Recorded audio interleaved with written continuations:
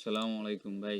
আপনার এই ইয়াটা এই মোজাটা বুঝছেন? এটা আমি স্কেল চেক করতেছি। দেখেন আপনার যে মোজাটা, হ্যাঁ? এই মোজাটার কথাই বলছেন, হ্যাঁ? ফেনী, দাগনভূঞা, ধরাপুর, ধরাপুর মৌজা আরকি এটার। আমি এটার স্কেলটা এখন চেক করব। এই যে উপরে যে গানটার স্কেল আছে, এটা চেক করি, ঠিক আছে? এটা ৬৬০ ফিট থাকার কথা, এখন ৬৬০ ফিট আছে কিনা এটা একটু চেক করি, বুঝতে পারছেন? এই জন্য আমি আর কি আমার কম্পিউটার স্ক্রিন রেকর্ড চালু করে দিছি। স্ক্রিন রেকর্ডটা এই জন্য আমি চালু করে দিছি। এটাতে দেখেন, এটাতে ৬৬০ ফিট থাকার কথা, কেমন?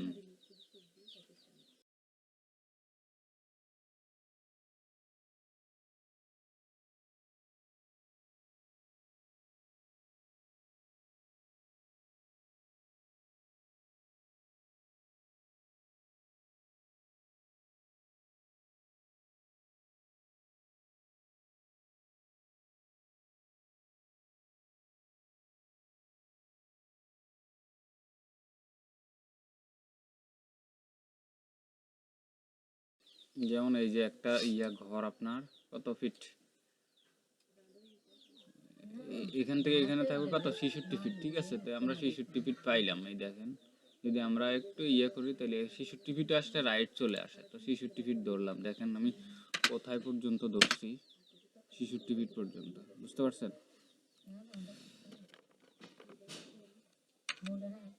৬৬ ফিট পর্যন্ত ধরলাম।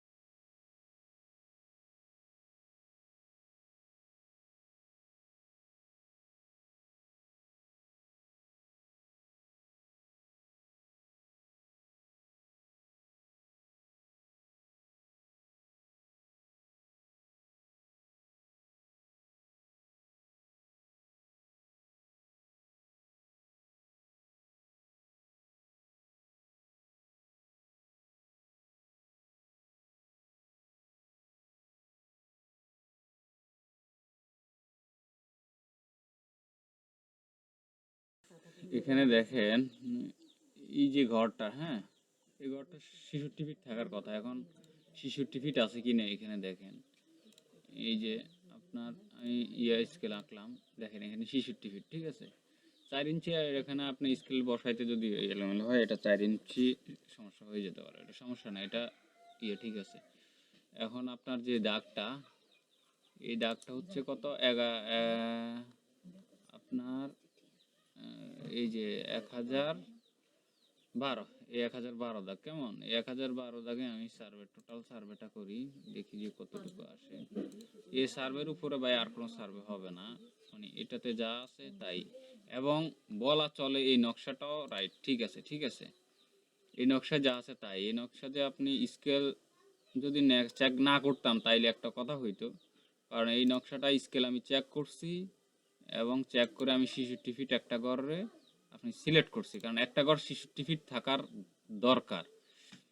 এই জন্য এটা ৬৬ ফিট আমি একটা ঘরকে স্কেল ঠিক করছি। এখন এখানে দেখেন, এখানে দেখেন আমি পুরা এটা সুন্দরভাবে জুম করে তারপরে আমি এটাকে সার্ভেটা করতেছি, কেমন?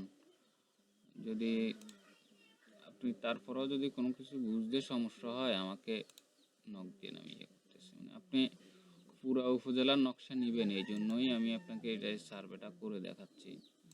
আমাদের আপনি পুরো উপজেলার নকশা নিবেন, যদি আপনার নকশার স্কেল ঠিক না থাকে তাইলে আপনি নিয়ে তো লাভ নেই, ঠিক আছে? এটা আমরাও এখন আমরা টাকার জন্য শুধু দিয়ে ফেললাম আপনাকে, এটা আপনার পরবর্তীতে আপনার এটা কাজে আসলো না, আমরা এরকম বেচা বিক্রি করি না।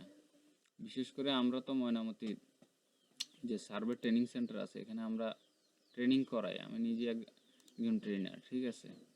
সুতরাং বেচা বিক্রি টাকার হিসেব হচ্ছে পরে, আগে হচ্ছে একটা ভালো জিনিস পাওয়া, তারপর হচ্ছে আপনি বেচা বিক্রি। এখানে দেখেন আপনার কত স্কোয়ার ফিট আসে, স্কোয়ার ফিটটা চলে আসে, এটাকে এখন আমি ক্যালকুলেটর করবো আর ক্যালকুলেটর করলে দেখবো যে কত আসে। আপনার এখানে যে স্কোয়ার ফিটটা উঠছে এটা কিন্তু আপনারা দেখতেছেন, এই স্কোয়ার ফিটটাকে আপনি এই যে দেখেন এখানে এই যে স্কোয়ার ফিট, ঠিক আছে, এই স্কোয়ার ফিটটাকে এটাকে আপনি 435.6 দিয়ে ভাগ করেন, দেখুন যেটা আসবে এটা, তাইলে 51, 95, 2.25, ঠিক আছে, ভাগ 435.6, 119.26, প্রায় ধরেন যে 120, আমি 120 করে দিতে পারবো। কেন কিভাবে, এই দেখেন এটা তো 120-এ আছে, এটাতে আমি বলতে পারি এই যে কালো যে দাগগুলো আছে না, এই দেখেন আমি এটাকে 120 করে দিতে পারবো, কারণ এই যে এখান দিয়ে একটু ইয়ে হয়ে গেছে, এখান দিয়ে এই যে আমি যদি একটু ইয়ে করে দিই তাহলে একটাতে কিন্তু 120-এ রয়েছে, বুঝতে পারছেন। এটাকে যদি আমি আর একটু এইভাবে টেনে দিই তাহলে এখানে কিন্তু অনেক জায়গা বাড়ায়, বুঝতে পারছেন। আর এইভাবে সেম যদি আমি আপনার এই দেখেন এই জায়গাটা আর একটু এইভাবে যদি ইয়ে করি, তাহলে এটাকে যদি আমি আর একটু পার্শ্ববর্তীতে নিই, দেখুন যে ক্যালকুলেটর কত আসে। হ্যাঁ, ক্যালকুলেটরটা এর পরে কত আসে আমি আপনাকে ওইটাও ক্যালকুলেটর করে দেখাবো, ওইটাও আমি ক্যালকুলেটর করে আপনাকে একটু পরে দেখাচ্ছি, দেখবেন।